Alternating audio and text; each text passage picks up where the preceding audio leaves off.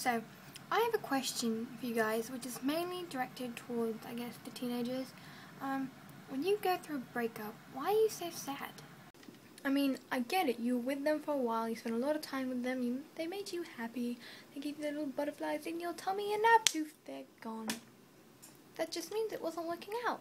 Or as some of the more stupid cupids would call it, just wasn't meant to be. Is that really such a bad thing? No, it's not. Just get up and move on. Okay, sorry, that was a little harsh. But seriously though, a lot of teenagers do get really caught up in that sort of stuff, especially girls. At least they're a lot more expressive about it. I can't believe this is happening to me. Guys, on the other hand, they don't really show it that much. You know, they kind of just hold it in because otherwise all of their friends are going to make fun of them for being a pansy, even if on the inside they're just breaking apart. No, gotta be strong. But the point is, teenagers stress out about breakups way too much. You should be concentrating on your studies, otherwise somebody gonna get hurt real bad. Just kidding. Well... Anyways, don't let something stupid like a breakup preoccupy your mind. And I know there's always going to be those people who are like, this is awful, this is the best thing that ever happened to me. I need a tissue. Really? Really?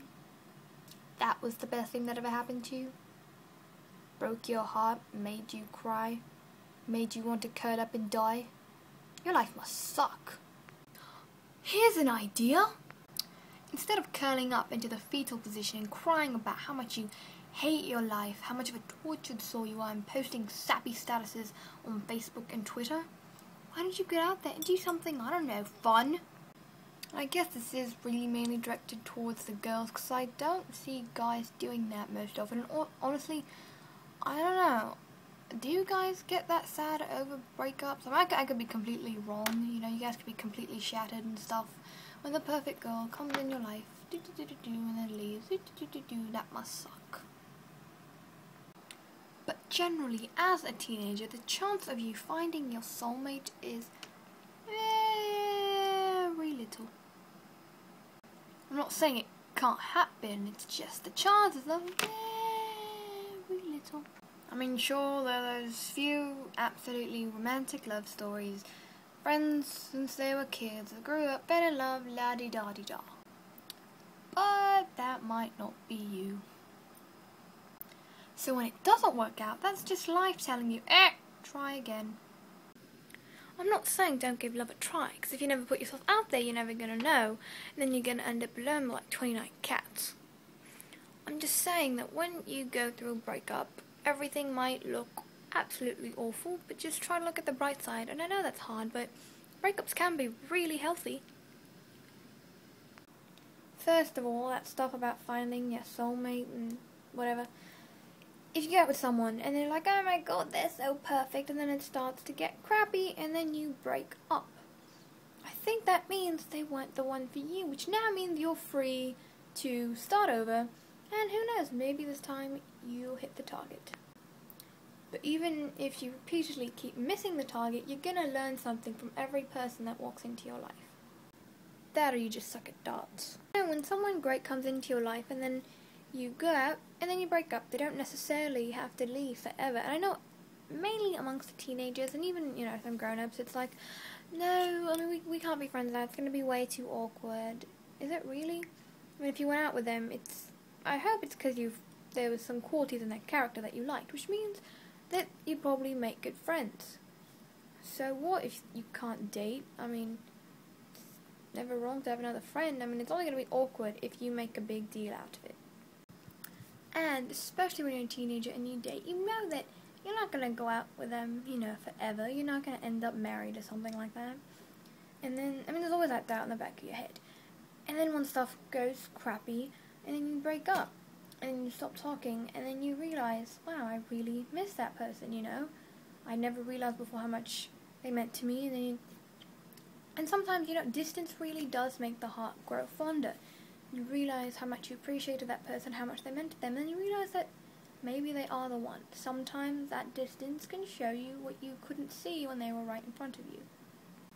Just gives you some space to think, you know, so you can remember how much they meant to you.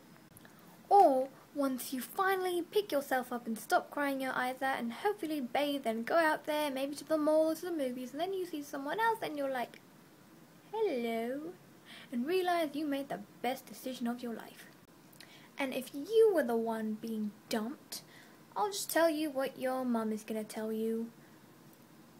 They don't deserve you. And I mean, they seriously don't. I mean, only you know how freaking awesome you are, and if you're not, well, work on it. The point is, if they can't see how awesome you are and they don't appreciate you, do you really want to be going after someone like that who's just going to toss you around like a rag doll? I mean, is it worth it? I don't think so. I mean, wouldn't you rather go out there and find someone who does appreciate you? I don't know, that's just an idea. I don't know, maybe I'm crazy. And for those of you who go for this route, no. I mean, are you freaking kidding me? It's just disgusting, and it's weak, and it's stupid. Okay? Like, you don't know what your life is gonna be like. You don't know who you could end up being. You could be the next Beyonce. You could be the next president. You could be the person who ends world hunger. Or, I don't know, something really, really awesome. Okay? And then you're gonna throw all those possibilities out the window just for one shower bag or baguette? No. That's absolutely ridiculous. Moving on. And I mean, sure, being in a relationship has its perks. It's a lot of fun. You find that one special person who you can hold, who makes you smile and laugh and all that other lovey-dovey gooey. And that's great, you know, but after that honeymoon period, I mean, don't lie, it can get a little bit stressful. You don't love me anymore. You know that you're soulmate, but we're not talking about that. I'm just saying that being single has its perks too. You're free to do as you please. You know, I mean, sometimes when you're in a relationship, there's that baggage, there's that, well, if I go and talk to this guy, what would my boyfriend think? There isn't any of that. You're not tied down, basically. And being single is not that bad. Trust me, I know, because if I had a boyfriend, I wouldn't be talking in my room alone to a camera. For all those people that are in a relationship and you're happy, I'm very, very happy for you. I mean, that's what we want. We want to find that one special person that's going to make us happy. All I'm saying is that if and when you go through a breakup, don't be too sad about it, you know? Pick yourself up so you can get out there and have fun. Because being single can be a lot of fun. I mean, you can have a girls' night out if you want to. You can hang with the guys, watch the game. And you can say hey to whatever cutie walks by your way. That rhymed. Cool. Anyways, the point is, being single can be a lot of fun and really stress-free. And if you're still not convinced that being single is a lot of fun, then listen to the song Riding Solo by Jason Derulo. You gotta say it like that. And for all those people that are really relationshipy, when you're single, the spot next to you is open, which just means that it can be filled by someone who's gonna make you even more happy. You know, as long as you keep your standards up. Don't keep them so high, because if they're that high, no one is ever going to go out with you. If you're like, no, I'm only going to date someone who's absolutely perfect. Nobody's perfect. Deal with it.